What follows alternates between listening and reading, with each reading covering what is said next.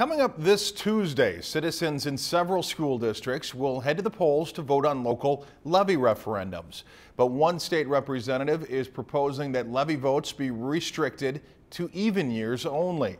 Becky Parker brings us the reaction from one local superintendent. School district officials are expressing concern at a new proposal to limit levies.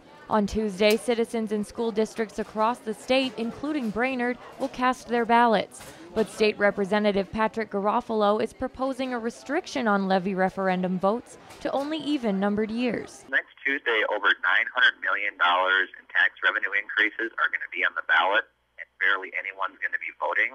I think it's a better idea if we have it during a regularly scheduled election, which allows for greater voter participation and more civic involvement. The Minnesota School Board Association has spoken out against a limit, saying voters are more informed during odd-year levies. And the Associated Press reports that levies are historically less likely to pass during even years. Brainerd Superintendent Steve Residlow says this proposal shows a lack of understanding of how schools are funded. There's probably a misunderstanding about basic school funding and about how the ability to ask local taxation questions and have them answered differs widely across the state. This Tuesday, Brainerd citizens will vote on a two-part levy question to continue the current funding of $199 per student and to raise that to $399.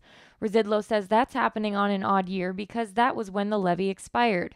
He also questions the timing of Garofalo's announcement. I'm quite concerned about that for the benefit of many districts like Brainerd's in outstate Minnesota that have levy elections that are upcoming, and we hope they get a fair hearing. But Representative Garofalo says it comes down to voter participation. Next Tuesday, there's going to be some areas where less than 10% of voters are going to participate.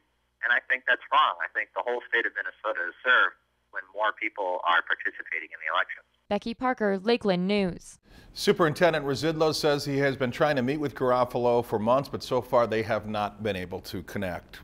If you've enjoyed this segment of Lakeland News, please consider making a tax-deductible contribution to Lakeland Public Television.